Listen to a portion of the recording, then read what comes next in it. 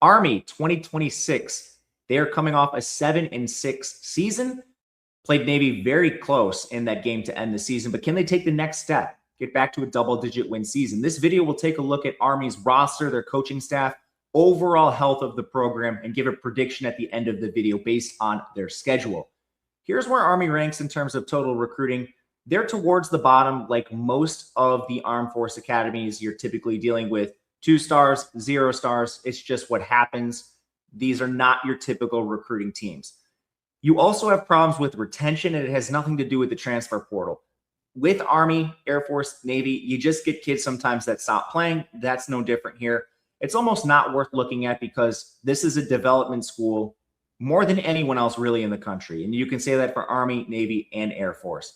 So let's take a peek at the roster right away. We know the coaching staff for this team is solid. You have Jeff Monken back. He's been the coach since 2014. And I mean, this team really, how many times have they had losing seasons under Monken? The answer is 3, and 2 of those were right away in his career. One other time, 2019, but I mean, they've actually been kind of a powerhouse. And that goes all the way back to their time as like an independent. Army's been a quality team, and the coaching staff is solid here. Cody Warley's back as OC. We'll talk about the offense in a little bit. They lose their DC, Nate Woody, but they promote internally with Daryl Dixon. So I'm not really concerned with any infrastructure stuff with Army. It's about as good as it can be considering this is still an Armed Force Academy. Here's our depth chart. We'll go position by position. You can see how experienced the players are. That means snaps over the last 2 seasons, what star recruit they were if they were one, and then a value score on a scale of 0 to 100. This is a forward-looking metric that tries to predict how good a player is going to be. 100 would be your all-conference type range. 50 is average. So Army returns a starting quarterback, and that's Cale Helms.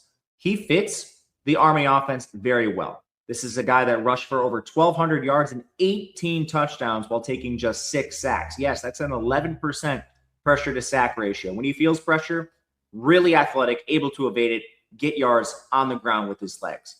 54% completion. That's not great, but he did have 7.9 yards per attempt.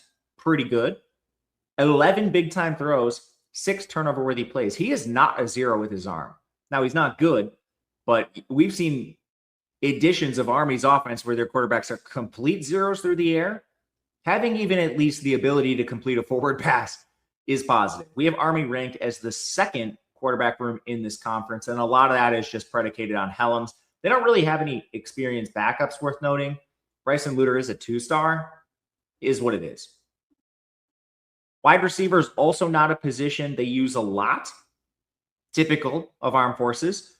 Brady Anderson is a 3-star. He actually had 381 yards last year. That's 27 yards per catch, 3.4 yards per route. He does have big playability in the rare event they throw it up. Toby Olawale is also like a hybrid running back receiver. He played 201 snaps last year. They can use him across the formation. So Army's a little bit more experienced than you might think at receiver. It's still not going to be a focal point of the offense, but it's not bad. Certainly not bad. Tight end is also a pretty good position for this team. Parker Pawlowski is back after 731 snaps, and he's 6'4", 251. That's good size. Elite blocker. So on the 731 snaps, he spent 618 blocking. He is essentially an extension of the offensive line, a 6th offensive lineman, if you will. Tex Brannon, Brian Dyer, depth pieces with 79 and 75 snaps. They're not going to run a lot of 12 personnel or anything like that. But having Pawlowski at the top, Army ranks 4th at tight end in the American. It's a good room, basically based on what Parker Pawlowski's providing. And this offensive line is very, very good. They were 1st in the country in run blocking efficiency last year. They're losing only Will Jeffcoat. Everyone else is back. Left tackle, Henry Appleton. Amazing, amazing run blocker. And only allowed 9 pressures. Played nearly 900 snaps. Your right tackle, Teddy Williams, is back. He's 6'5", nearly 300 pounds. He had the best run blocking numbers on the entire team. So between Henry Appleton and Teddy Williams, your tackle duos, fantastic in the run game. Inside, you have your center, Brady Small. He's actually 320 pounds, and this will be his 4th year starting. This guy has over 2,400 career snaps, and he's been elite in every facet of the game. Paolo Gennarelli's back at right guard. He has nearly 1,500 snaps, a 2-year starter already. Last year, he did take a little bit of a step back in terms of the run game, but still firmly above average. And if you want to call him a weak link, that's not really the worst thing. But the real concern is, what are they going to do with the Will Jeffcoat spot? I think it's going to be a battle between Lane Parks and Kyle Kloska, who both have played under 10 snaps, but neither really have separated themselves. But I don't know. It's going to come down to a fall battle. You do have Gregory Meidel, Brandon Rawstad also in the mix, but regardless, you have to fill one spot. Army's offensive line is elite. I think it's the best offensive line in the conference, especially when you factor in the importance of run blocking versus pass blocking for this team. And this also extends to the running game. Good offensive line means good running back production. We have the 2 slot backs. We have the fullback here. So they're returning more than, let's say, like a Navy, but Noah Short's gone. Hayden Reed's gone. I think your power back, that B back, is going to go to God's Power Nawahui, who is a former QB, but we saw him in the bowl against UConn. First thing to note, UConn lost their coach. Everyone on their team transferred. I can't believe they fielded a roster for the bowl, so it was certainly not a full speed UConn, but God's Power still racked up 196 rushing yards, 9.3 yards per carry in that game. That's pretty good. He flashed 171 yards. At slot back, you have Samari Howard. He's 5'8", 189. This is the position that's kind of, like your running back receiver hybrid. He had 13 catches, but he did drop 4 out of 21 targets, which isn't great. But he's coming back, a quality, experienced player. Probably backed up by Brady Motts. That's hard to say. But then you get to like more of your fullback, your A-back position. Carson Smith and Jake Rendina have both played over 200 snaps. Efficiency is hard to really evaluate with these kind of players. Like this position is essentially slamming into the A gap, but you actually have both of them averaging 4.2 yards per carry. And if you're just an interior runner and not given the chance to really do anything, that's not bad. Zach Mundell's played a bit. Aiden Self also has 201 snaps. Army's running back room is pretty good. And all of this might not even matter because the way the offense runs, this specific triple option attack uses their QB as the lead runner. So they are returning their QB. They're returning a bunch of production at running back and offensive line. This unit is formidable. And before we get to the defense, this video is brought to you by our college football summer guide. We've been hard at work trying to get this to you ever since the spring. And what this includes for just $50, projections for every single game. That's a score, a total, and a spread. That means win totals for every single team, all 138. There will also be player projections for those of you involved in best ball. That's down to the statistical level. Think passing yards, passing touchdowns, etc. Depth charts for all 138 teams, which includes our value grading score. You've seen that on the screen in this very video. You'll get written analysis for most teams and players, which updates constantly throughout the summer. And that is a real separator for us versus the competition. Whenever news breaks, that will be immediately updated. You also get Discord access, which allows you to chop it up on any team, player, anytime there's a story. A lot of like-minded people in there just like you. You can also ask any question. Those will be addressed either here or in the Discord itself. And if you'd like to support in a smaller way, please consider liking the video, subscribing to the channel. That helps show YouTube that this content is actually worthwhile, and it gets us in front of new viewers in the long run, which just helps us keep doing this. You can also hype the video, leave a comment. Those are great ways to support the channel. And thank you if you've done any of that. It truly does help the channel grow. Last thing, if you or somebody you know has a gambling problem, please call or text 1-800-GAMBLER. Now, back to the video. Defense. So you change out DCs. Army did struggle on defense a bit last year. They were 119th in run defense, 111th in pass rush.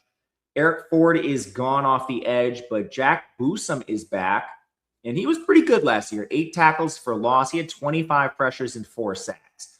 The real problem I have with the D-line, especially edges, where are you going after that? Noah Nixon has played 135 snaps and 48 snaps the last 2 years, but not been great when we've seen him. He has 2 pressures in that span and pretty bad run defense. Wouldn't be surprised to see Javon Smith just jump him. Christian Yusef Zada could play above him. It's basically just you don't have any experience outside of Boosum. It is what it is.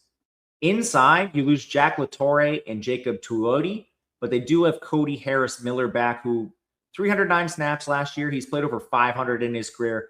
He's basically a run stuffer, and he is 300 pounds, so that's important, but you're not going to get anything out of the pass rush. Behind him, Dylan Stowers. He played 225 snaps, another run stuffer, but he's only 265, so you're probably looking at least a part-time role. I wouldn't expect him every single snap. Matt Gemma, Sean Donovan, a couple other players could step into larger roles. There's not much experience really behind Cody Harris Miller, but that's okay. He's a stud. We still have the defensive line ranked 8th, and that is largely because there are some departures with this unit, and it's a bit undersized. Linebacker is extremely inexperienced. They lost Caleb Fortner and Andon Thomas, basically 2 every down players. And unfortunately, their most experienced linebacker, Baylor Newsome, is allegedly hurt and not going to play this season. Not sure. We're probably going to have to verify that through fall camp, but that's why he's not listed here. So Elijah Walton, Bryson Banks, I mean, there's nothing to really say here. There's no returning production. Bryson Banks is a former 3-star, but it's going to be a young unit. It's going to be wildly inexperienced. They have no other recourse. We have it as the second worst linebacker room in the conference. Kind of is what it is, returning 25 snaps total. It's tough. Now, secondary should be far more impressive. They were 98th in coverage last year. They're losing 4 players that played quite a bit in Larkin, Madison, Shields, and Weaver. But at corner, Jaden Mays was pretty good last year. He has over 1,200 snaps in his career. Allowed 4 touchdowns, a little bit of boom bust, but he's a pretty good run defender, and he still had 1 interception, 4 PBUs, only allowed 27 catches. So the candle's still lit for Jaden Mays. He should be their best player in the secondary. And behind him, I think you're probably looking at Jackson Hammond, who played 200 snaps. Coverage was decent for him. Nickel's probably going to go to like a Cole Seawright. He has 138 snaps. Both these guys have been kind of brutal in run defense, but that is what it is. Jalen Jones, another name to potentially mention here. Behind Mays, I'm not 100% sure they go with Hammond and Seawright, but I think that's probably the most likely scenario. And combined, you're probably looking at around average play with the 2 of them. Safety, you have Stephen Nadozi. He played 248 snaps last year and really flashed as a run defender with 23 tackles. His coverage was up and down. Caleb Williams, also a player they could potentially use, 32 snaps last year, but don't be surprised if it's like Isaiah Burrow or Larry Pickett Jr. Neither of them played more than 10 snaps, but players waiting in the wings. The secondary has some holes to fill. I'd be worried about one corner and that second safety spot, but in general, we still have this unit ranked 4th. I think you can feel pretty decent about the Army secondary. And overall, kicking, they're not going to kick anything deep. Their returning kicker, Dawson Jones, had nothing beyond 50, but he was 6 of 9 from 40 plus. So I'm not expecting that to be terrible. But here's where Army ranks as a whole. We have them power ranked 75th in the country. Their win total is 7.5, juiced slightly to the over at minus 145. We're basically right in line with that. And the important thing here is with Army, the offensive line and the quarterback position, 2 most important within this offense, are among the best in the country. Defensive line's coming in around average, and DB is above average, which both would be upgrades from last year.